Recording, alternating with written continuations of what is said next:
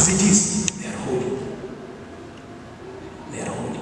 Kwa hivyo kuna mtazamo ambao watu walikuwa katika kanisa la Korintho. Walikuwa wanaona ya kwamba wale watoto ambao wamezaliwa na mume mmoja, mume labda si believer, mke ni believer, these kids are not holy. They felt like these children are not holy. But also there was a thought that when somebody is born again in that family, that the kids become sanctified, they become holy. Maybe that is something that we need to think about. What does it mean? What is Paul trying to mean in this sense? Na vile tulisema, this is a problem that is being responded to. And Paul had to be very careful to deal with the hearts of these people. Because anyone from Paul will lead a separation of marriages in that church. And so he was very careful to say his words so that he protects what? That union. And so,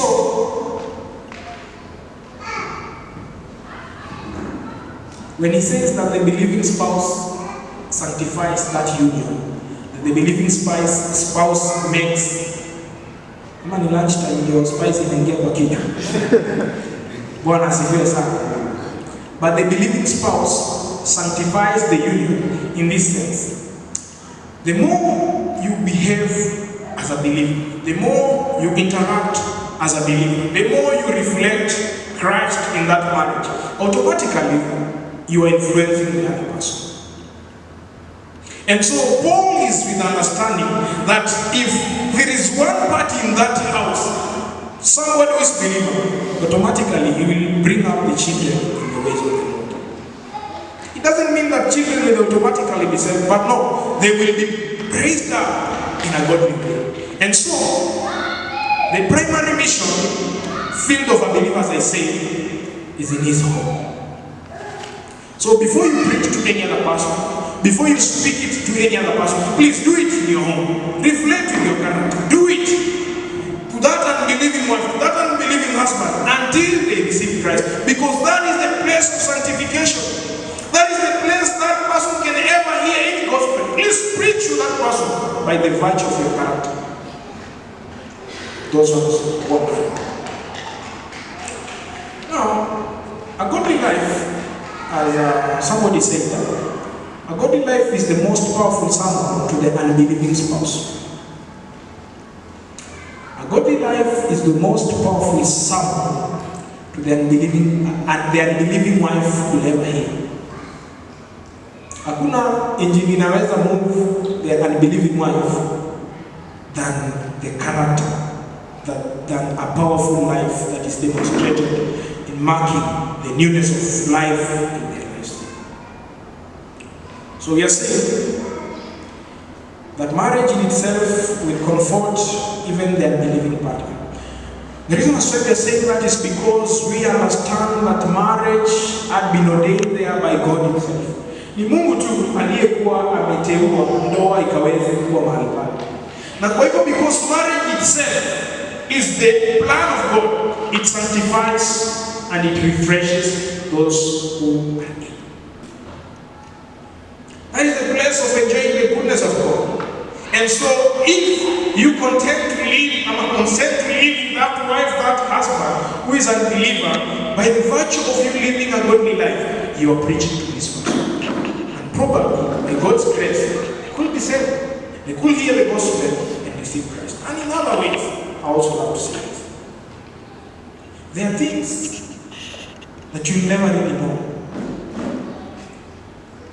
There are characters that will be formed in your life when you are in that marriage, when you are in that relationship. And we just need to allow God to really explain and make us and reveal to us those areas, those places in our lives that really needs to be worked on in the places of our relationships and marriage.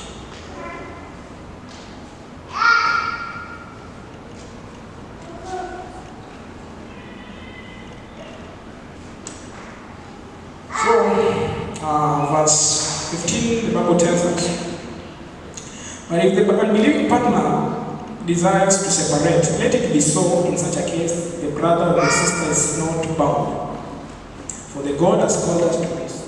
If there is anything that God has called us to, is peace. Tamaa ya Mungu ni kutuona tukiwa na amani. Na wakati ambapo this other person, this other partner who is not a believer, now is consenting to leave you is a believer. Now Paul is writing to the church. He is still there. It is okay for them to move away. It's okay for them to move away. But you're not bound. You can remarry. If they are a believer, consents to leave you. It's also saying, if an unbelieving partner desires to separate, in such a case, the brother or the sister is not bound, for God has called us to peace. And now wife is asking women, wife, how do you know whether you will save your husband? And husband, how do you know whether you will save your wife? Now he's talking to people who are not believers. Who are in a marriage where one partner is not a believer. So he's asking them, if you are a wife, how do you know if your life, your virtue, your behavior can be able to save the unbeliever? And that's why I say the children of these people are holy. From the verse that our brother Benedict had just read to us this morning, he said, to the holy, everything is holy. Right? To the holy, everything is holy. Yeah, it is holy. It is made sanctified by the virtue of marriage that God has instituted there. So, the ultimate reason for maintaining the marriage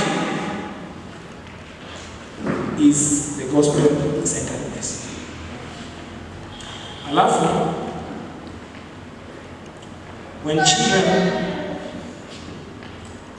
are there, as my version says that you have been consecrated for the Lord, it means you have been set apart for the glory of God. You have been blessed in that marriage to witness Christ.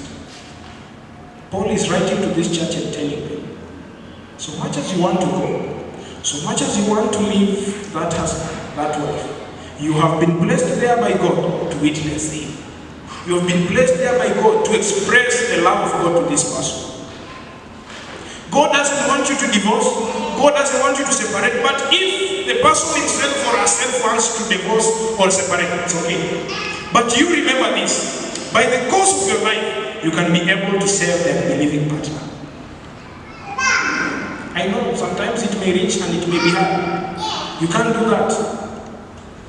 Now need the Lord to help you. And I want to say this, that the devil is against marriage.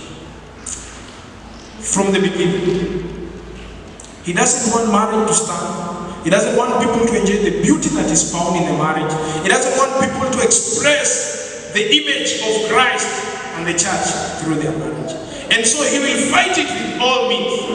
And that's why Paul saw this and he said that there be no separation, that there be no divorce, but allow ourselves to be sanctified. It is not hard until you hear Christ telling you, let it go. Lakini kama Kristo hajakwambia, then tafadhali tuvumilie. Let's be patient. Let's take care of each other. That is what Paul is telling the church. Na ndamalizia nikisema hivyo.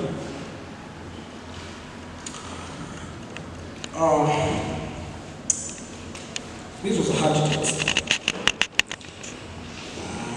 to explain and even share it. But I want to say this.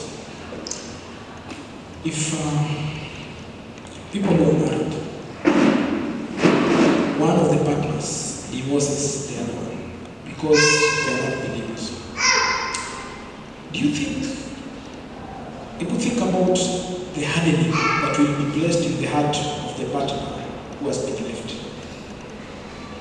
They will never receive Christ. They will ask themselves, if this is what Christianity is, then I cannot be one. Paul had seen the way God had seen. Paul allowed himself to see marriage the way God wants it to see.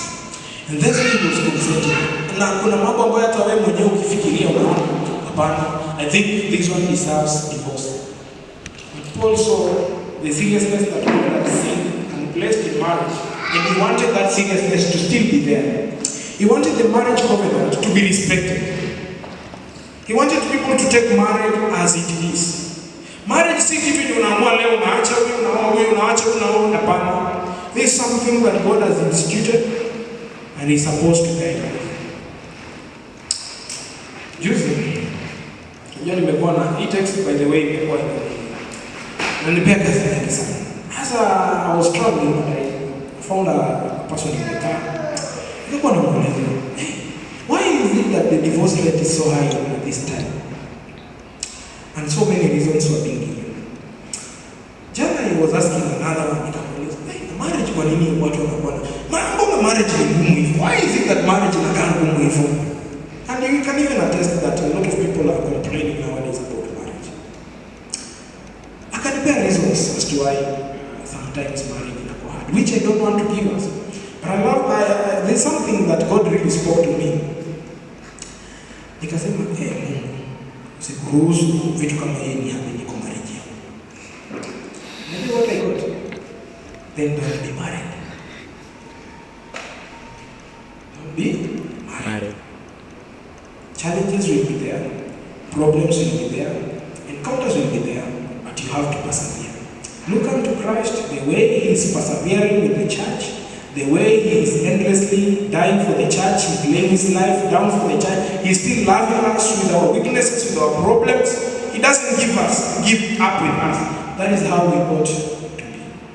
That is how marriage, how serious marriage is. Imagine it, if it can reflect the relationship you have with Christ. How much more are we supposed to take marriage seriously?